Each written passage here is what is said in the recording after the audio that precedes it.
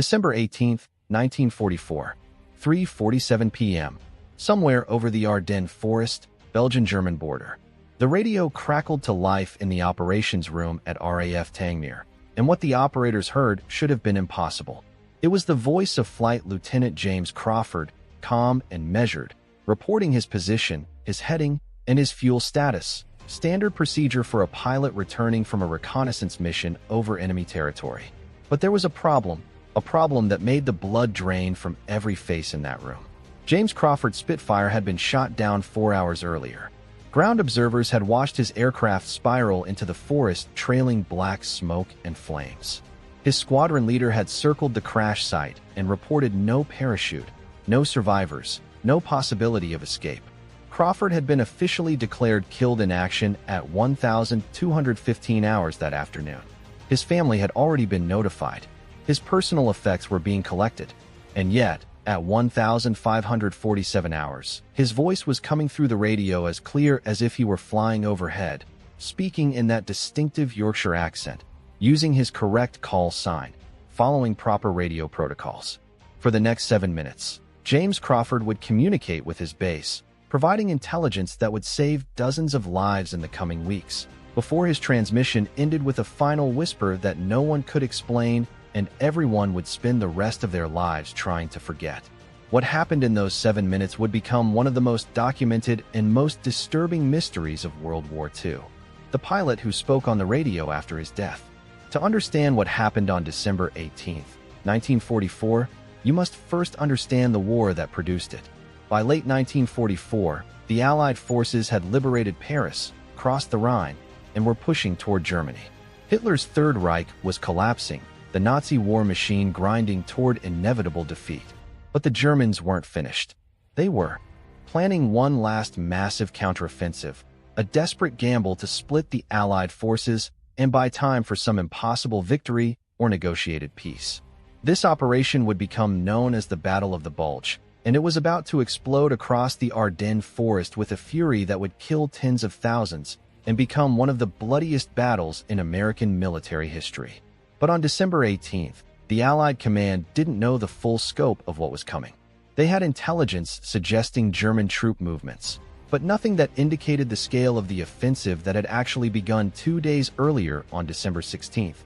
Fog and snow had grounded most reconnaissance aircraft. The few missions that did get airborne were flying into hell. Heavy German anti-aircraft fire, fighter patrols, and weather conditions that made every flight a gamble with death. RAF pilots were pushing their Spitfires and Mosquitoes deep into German-held territory, trying to gather intelligence about enemy positions, troop concentrations, and supply lines. Most of these pilots didn't come back. James Crawford was one of these pilots, though he shouldn't have been flying at all that day. He was 24 years old, from a small mining town in Yorkshire, England, the son of a coal miner who'd worked underground for 40 years before black lung killed him when James was 16. James had joined the RAF in 1940, right after Dunkirk, motivated by a desire to fight back against the Germans who were bombing his country nightly, to do something more than wait to be invaded, to prove that ordinary men from ordinary towns could become extraordinary when circumstances demanded it. He'd trained as a pilot, shown natural aptitude, been assigned to reconnaissance squadrons where survival rates were somehow even worse than bomber crews. Reconnaissance pilots flew alone, deep into enemy territory, unarmed or lightly armed, relying on speed and altitude to survive. They were the eyes of the Allied command, gathering intelligence that shaped strategy and saved lives. But the cost was high. James had been flying reconnaissance missions since 1942. He'd survived longer than most, which said something about his skill, his luck, or possibly his willingness to take risks that more cautious men wouldn't. On December 17th, the day before his final mission, James had been sick with flu. The base medical officer had grounded him, ordered him to rest, said he was in no condition to fly. But on the morning of December 18th, with 2 other pilots down with the same flu and the weather clearing enough for missions, James had talked his way back onto the flight roster. He'd argued that he felt better, that they needed every pilot in the air, that the mission was critical. His squadron leader had reluctantly agreed, noting in the mission log that Crawford seemed tired but determined, fit enough for a routine reconnaissance run. There was nothing routine about any mission into the Ardennes in December 1944, but James didn't know he was flying into what would soon be revealed as the largest German offensive on the Western Front since 1940. He took off at 1,045 hours in Spitfire PR Mk-11 serial number PL-965, a reconnaissance variant stripped of most weapons to save weight, loaded with cameras and extra fuel tanks, painted in light blue camouflage for high-altitude work. His mission was to photograph German positions along a 40-mile stretch of the Belgian-German border, specifically looking for evidence of armor concentrations and supply depots that intelligence suspected were being built up for some kind of counterattack. The weather was marginal, broken clouds at 3,000 feet, visibility about 5 miles, temperature below freezing. James climbed to 20,000 feet, above the worst of the weather, and headed east toward the Ardennes. His radio transmissions during this phase were routine, checking in with base every 15 minutes, acknowledging navigation waypoints, reporting conditions. His voice was calm, professional, showing no signs of the illness that had grounded him the day before. At 1,215 hours, approximately 90 minutes into his mission, James was over his target area when things went catastrophically wrong. German records captured after the war suggest that his Spitfire was spotted by a Luftwaffe fighter patrol for Focke-Wulf FW-190s that had been providing air cover for German ground forces. The German pilots reported engaging a lone Spitfire at high altitude, damaging it with cannon fire, and watching it spiral down trailing smoke. Ground observers from a German artillery unit confirmed seeing a Spitfire crash into the forest northwest of St. Vith, Belgium. There was a fireball visible above the tree line. No parachute was seen. At the same time, James's squadron leader, who was flying a separate reconnaissance mission 20 miles south, heard James's radio suddenly break up with static and then go silent. He called repeatedly but got no response. He altered course to James's last known position and found the smoke plume rising from the forest. He circled the crash site for 10 minutes, low enough to take risks from ground fire, desperately looking for any sign of a parachute, any evidence that James had gotten out. There was nothing but flames and smoke and shattered trees. The squadron leader returned to base and filed his report. Flight Lieutenant James Crawford was declared killed in action.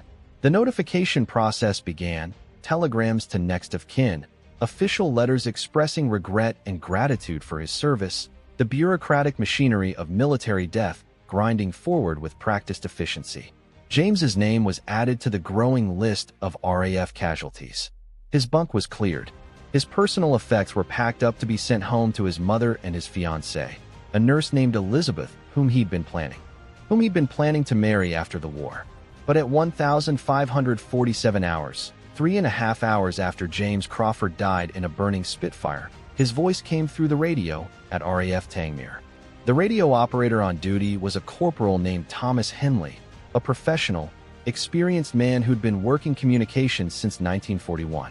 He was monitoring the frequencies assigned to the reconnaissance squadron when he heard the call sign and immediately recognized Crawford's voice. Henley's first reaction was confusion. Crawford was dead. His crash had been confirmed. But the voice was unmistakable, the call sign correct, the transmission following proper protocols. Henley immediately called his supervisor, a flight lieutenant named Morris, who listened to the transmission and felt his blood run cold. Morris recognized Crawford's voice too. They'd served together for 18 months, had drunk together at the officers' club, knew each other's vocal patterns and speech habits. This was James Crawford speaking, no possibility of mistake. But it couldn't be. Morris had read the crash report himself, had helped write the casualty notification. Morris grabbed the microphone and responded, his hands shaking. "Crawford, this is Tangmere Control. Confirm your status and position. We have you listed as..." He couldn't finish the sentence. The voice that came back was calm, almost serene. "Tangmere Control, this is Crawford. Position approximately 20 kilometers northwest of St. Vith. Altitude 2,000 meters. Heading 270 degrees. I have intelligence to report." Morris looked at Henley. Both men were pale. This was impossible. But the voice continued speaking, and what it said next made them forget about the impossibility and focus on the content. For the next 7 minutes, James Crawford's voice provided detailed intelligence about German positions, troop movements, and armor concentrations that he'd apparently observed before being shot down. He spoke methodically, using standard reporting formats, describing coordinates and targets with precision. He reported seeing 3 full panzer divisions moving into assembly areas, artillery batteries being positioned for a major barrage, supply columns stretching back for miles into Germany. He described defensive positions, headquarters locations, communication centers, intelligence that, if accurate, would be invaluable for understanding the German offensive that was unfolding. Morris had the presence of mind to start recording the transmission and to call the intelligence section to listen in. Within 2 minutes, every senior officer still on base was crowded into the radio room, listening to a dead pilot provide reconnaissance intelligence in real time.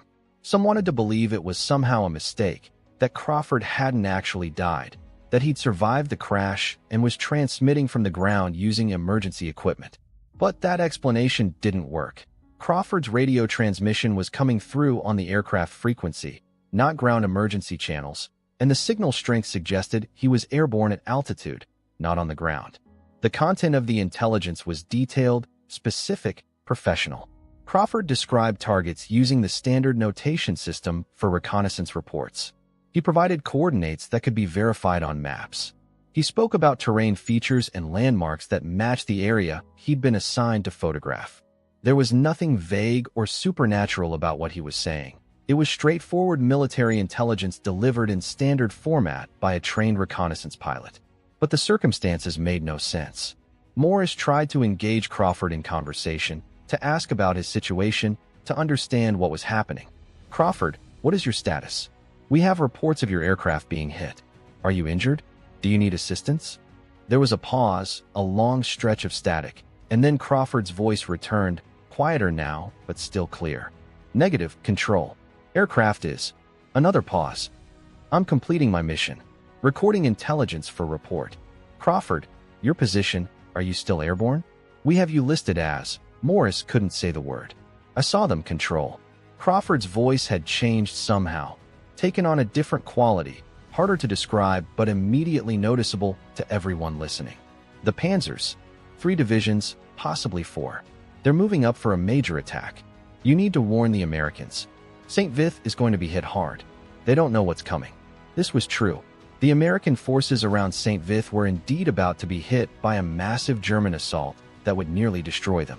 But on December 18th, Allied intelligence still didn't fully grasp the scale of the German offensive. Crawford's information, if accurate, was critical. Morris made a decision. Whatever was happening, whatever impossible circumstance had produced this situation, the intelligence needed to be recorded and verified. He kept Crawford talking, asking for specifics, coordinates, unit identifications. Crawford provided them all, his voice steady, professional, doing his job, even though he was somehow speaking from beyond death. The intelligence officers were already plotting the information on maps, cross-referencing it with other reports, and realizing with growing alarm that Crawford's intelligence was not only accurate, but more detailed than anything else they had. He was describing German positions that hadn't been confirmed by any other source, but would later prove to be exactly where Crawford said they were. And then, at 1,554 hours, 7 minutes after the transmission began, Crawford's voice changed again. The professional tone dropped away. He sounded tired, almost sleepy. "Elizabeth," he said, speaking his fiancée's name. "Tell Elizabeth I'm sorry. Tell her I tried to make it back. Tell her." Static consumed the channel. Morris called out frantically. "Crawford! Crawford, respond." Nothing. Just the hiss of empty air across the frequency. They searched the channels, tried different frequencies, called repeatedly. Silence. At 1,555 hours, exactly 8 minutes after his impossible transmission began, James Crawford's voice disappeared from the radio and never returned. The aftermath of the transmission was chaos. The intelligence Crawford had provided was immediately passed to American commanders in the Ardennes, who were already fighting for their lives against the German offensive but didn't know the full scope of enemy forces arrayed against them. Crawford's intelligence helped identify key German positions and led to airstrikes and artillery barges that disrupted enemy operations and saved Allied lives. The intelligence was accurate, Post-war analysis confirmed that every target Crawford identified was real, every coordinate correct, every unit designation accurate. But the question remained, how? How had a dead pilot transmitted intelligence 3.5 hours after his confirmed death? How had his voice come through the radio with such clarity? How had he known about German positions that he couldn't possibly have observed before being shot down? The RAF launched an investigation. They interviewed everyone who'd heard the transmission, over a dozen officers and enlisted men, all of whom confirmed hearing Crawford's voice, all of whom recognized it unmistakably. They reviewed the crash reports and confirmed that James Crawford's Spitfire had indeed been shot down at 1,215 hours, that the squadron leader had observed the burning wreckage, that survival was impossible. They sent search teams to the crash site once the area was liberated in January 1945 and found the wreckage of Spitfire PL-965 exactly where reported. Inside the twisted metal, they found human remains, later confirmed through dental records to be James Crawford. He had died on impact. There was no possibility he had survived even for minutes, let alone hours. The recording of Crawford's transmission was analyzed by technical experts who confirmed it was genuine, not a hoax or malfunction. The voice patterns matched Crawford's known speech characteristics. The transmission came through the correct frequency from the correct direction. There was no evidence of any kind of deception or technical explanation. Various theories were proposed. Some suggested that Crawford had somehow transmitted the intelligence before his death, and it had been delayed in reaching the base due to atmospheric conditions or technical issues. But this didn't explain why the transmission included information about German positions that Crawford couldn't have observed before being shot down, or why he responded to direct questions from Morris in real time, or why multiple people heard him speaking over several minutes rather than a brief recorded message. Others suggested psychological explanations: mass hallucination, suggestion, grief-induced delusion. But the intelligence Crawford provided was real, accurate, actionable. Hallucinations don't produce detailed coordinates of enemy positions that turn out to be correct when verified by aerial reconnaissance the next day. And too many people heard the transmission, recorded it, acted on it. The physical evidence was overwhelming. The most disturbing theory, the one that no one wanted to believe but couldn't entirely dismiss, was that something beyond normal physics had occurred. That in the moment of his death, focused on completing his mission, driven by duty and training and the need to warn about what he'd seen, James Crawford had somehow continued to transmit. That his consciousness, his sense of purpose, his commitment to his mission had persisted beyond the physical destruction of his body just long enough to pass on critical intelligence that would save lives. The RAF classified the entire incident. The recording was sealed. The witnesses were quietly told not to discuss what they'd heard.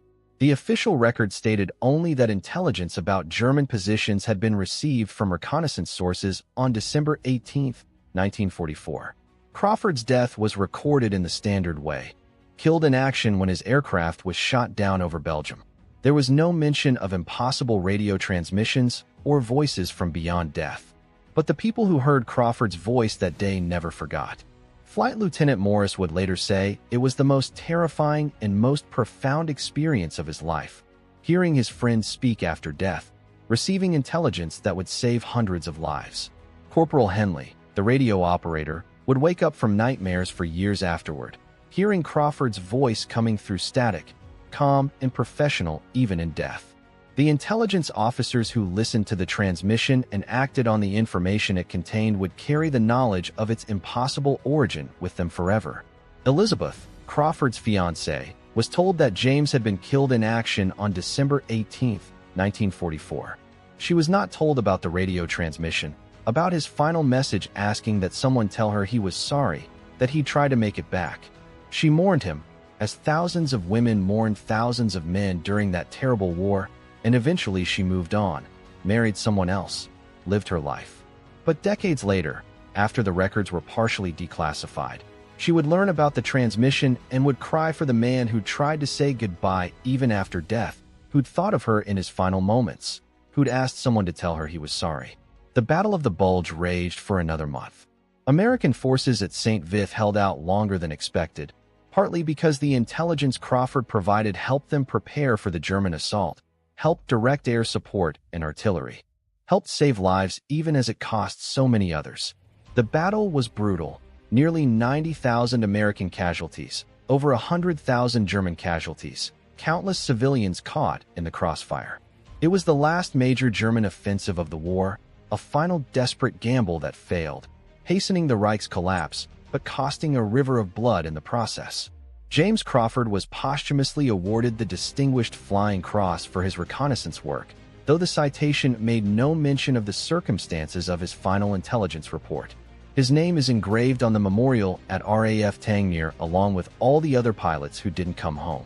His mother received his medal and his personal effects, including a letter he'd written to Elizabeth 2 days before his death, talking about his plans for after the war, the house they would buy, the children they would have, the ordinary, beautiful future that would never happen. The mystery of Crawford's transmission has never been solved. Skeptics dismiss it as wartime confusion, misidentification, technical malfunction misinterpreted by stressed witnesses. Believers see it as evidence of something beyond our understanding, proof that consciousness can persist beyond death under extreme circumstances, that duty and purpose can transcend physical limitations. The truth is probably unknowable, lost in the chaos of war and the passage of time, buried with the classified records that may never be fully released. But what is known, what cannot be disputed, is that on December 18, 1944, at least a dozen trained, professional military personnel heard the voice of a dead pilot providing intelligence that proved accurate and actionable. They heard him respond to questions in real time. They heard him speak his fiancée's name in his final moments. They heard something that should have been impossible, and they carried that knowledge for the rest of their lives, unable to explain it, unable to forget it, unable to reconcile what they knew intellectually, that James Crawford died at 1,215 hours, with what they experienced emotionally, that he continued fighting, continued serving, continued completing his mission for 7 more minutes after his death. Modern researchers studying the incident have found no satisfactory explanation. Some point to rare atmospheric conditions that can bounce radio signals or delay transmissions. Others suggest that Crawford might have activated some kind of automatic transmission system before his death, though no such system existed on his aircraft. Still others propose that what was heard was a combination of interference, misheard transmissions from other aircraft, and the psychological need of the witnesses to believe their colleague had somehow survived. None of these explanations fully account for the evidence. The specific intelligence Crawford provided that he couldn't have observed before being shot down, the real-time responses to questions, the recognition of his voice by multiple people who knew him well, the recording that clearly captured his words. The incident remains one of those rare cases where the documented evidence points towards something beyond normal explanation, even as our rational minds rebel against accepting the impossible. Perhaps what matters most is not the mystery itself, but what it reveals about the men who fought that war. James Crawford was so committed to his mission, so trained in his duty, so focused on serving his purpose that even death couldn't immediately stop him. Whether that persistence was some kind of supernatural continuation or simply the final firing of dying neurons in a crashing brain, making him believe he was still flying, still reporting, still doing his job. Either way, it speaks to the extraordinary dedication of ordinary men thrust into extraordinary circumstances. Crawford was not a hero in the traditional sense. He didn't storm a position or save a wounded comrade or single-handedly defeat the enemy. He was a reconnaissance pilot, alone in his cockpit, photographing enemy positions, gathering intelligence, doing unglamorous but critical work that rarely earned glory. And when he was killed doing that work, something in him continued, briefly, impossibly, to complete the mission. That says something profound about duty, about service, about what it means to commit yourself completely to a cause. As the years passed and the witnesses aged and died, the story of Crawford's transmission became legend, passed down through RAF squadrons, told in mess halls and officer clubs, always with the caveat that no one really knew what happened, that the official records were sealed, that it might have been confusion or misidentification or wishful thinking. But those who heard the recording, those who were there in that radio room on December 18, 1944, never wavered in their account. They heard James Crawford speak after his death. They heard him complete his mission. They heard something that shouldn't have been possible, but unmistakably was. The Spitfire that Crawford flew that day, PL 965, was never recovered from the crash site. After the war, the wreckage was left in the Ardennes forest, gradually being reclaimed by nature, rusting into the earth, becoming part of the landscape. Occasionally, hikers stumble across pieces of it, fragments of aluminum skin, bits of engine, once a section of the tail assembly with the serial number still barely visible. Local historians have marked the approximate location, though there's no official memorial, no marker to indicate that something impossible happened here, that a pilot died here, but somehow continued speaking for 7 more minutes. In the end, perhaps the greatest legacy of James Crawford's impossible transmission is not the intelligence he provided, or the lives he saved, or the mystery he created, but the simple fact that he tried. He tried to complete his mission. He tried to warn about the danger coming. He tried to say goodbye to the woman he loved. He tried, even as death claimed him, to do his duty one more time. And whether that trying persisted through some unknown force beyond death, or was simply the last firing of a dying brain, doesn't really matter. What matters is that in his final moments, James Crawford remained who he'd always been: a pilot, a professional, a man committed to his mission, a human being doing his best in impossible circumstances. As the sun set over the Ardennes on December 18, 1944, the forest was silent except for the crackle of flames from a crashed Spitfire and the whisper of snow beginning to fall. The Battle of the Bulge raged on. Men died by the hundreds. The outcome of the war was no longer in doubt, but the dying wasn't finished. And somewhere in that twilight between life and death, between the possible and impossible, a pilot's voice faded into static, having completed his mission one final time, having done his duty beyond the limits of human endurance, having spoken after death because some things, duty, honor, love, the need to warn and protect, are stronger than mortality itself. The radio frequencies fell silent. The recording was sealed. The witnesses were sworn to secrecy.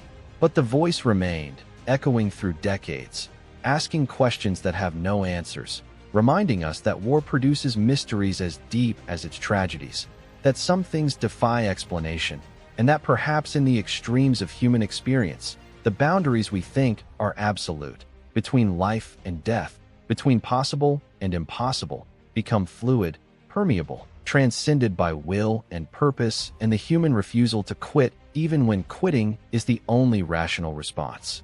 James Crawford spoke on the radio after his death, and whether you believe that's possible or not, the voice was recorded, the intelligence was acted upon, the lives were saved.